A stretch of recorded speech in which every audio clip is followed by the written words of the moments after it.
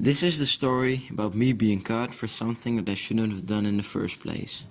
I will tell you everything about it, but first, let me introduce myself.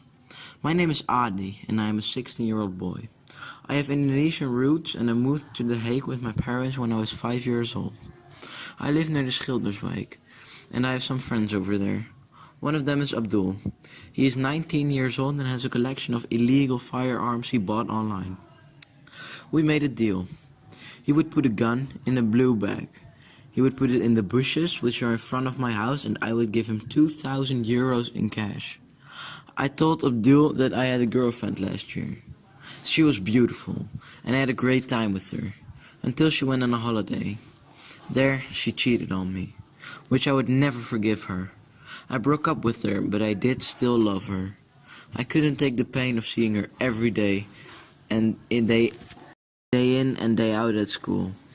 And when she told her friends that I had cheated on her instead of she, I was done.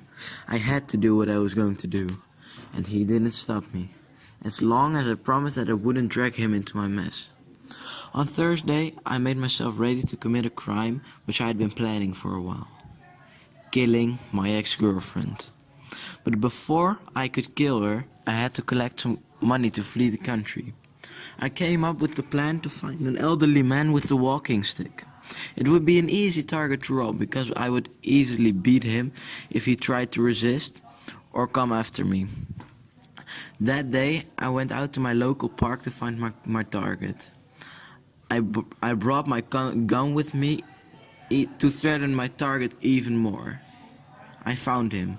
There he was, an old man with grey hair, a walking stick, and a bag which looked pretty expensive. I walked up to him and asked where I could find the nearest supermarket. While he was explaining, I pulled out my gun and pointed it at his face. I whispered, "Give me the purse." He said nothing and stood at his place without any movement. I whispered again, "Give me the bag." Again, nothing happened. It was taking too long, so I pulled the bag out of his hand and fled. Apparently, somebody had seen it all happen and ran after me. He was fast. I looked back and saw him come closer. When I reached the exit of the park, the man was just 5 meters behind me. The man grabbed me at my coat and pushed me to the ground. From then on, everything seemed to go so fast. I was put into a police car, and they drove me to the police station. They started questioning me about what happened, and I confessed everything because lying was not gonna help. I told them everything that had happened, except I did not tell them about my ex-girlfriend and my further plans, which contained killing her. If I would tell them, I would definitely be even more screwed. So far everything went okay, until they asked me about the gun. I promised Abdul that I would not snitch him, so I had to make something up. I told them that I had an obsession with guns, and I had once bought it online. I think they believed me, because they didn't ask much more about it. But that would definitely make the punishment worse. They had to find more evidence, so I was put in jail for some time. After 2 weeks, they had enough evidence.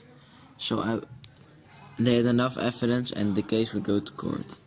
My lawyer was very friendly and helped me during this horrible time. He said he would do anything he could to minimize my punishment. I was lucky that I was being judged by a juvenile court who treated me as an underage person.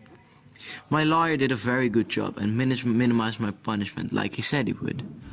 In the end, I was punished with 2 years of youth imprisonment for robbery and another 2 years for possession of a gun without license. So to conclude, 2 years of youth imprisonment and 2 years normal imprisonment, because then I would be over 18.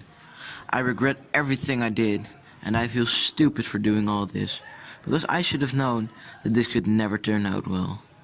I will try my best in prison and show good behavior so I can maybe get an early release.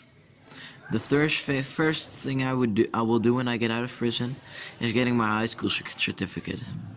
Without it, I will be nothing. Dear listener, I hope you learned something from me, and you should never follow my path because it will be a scar for the rest of your life.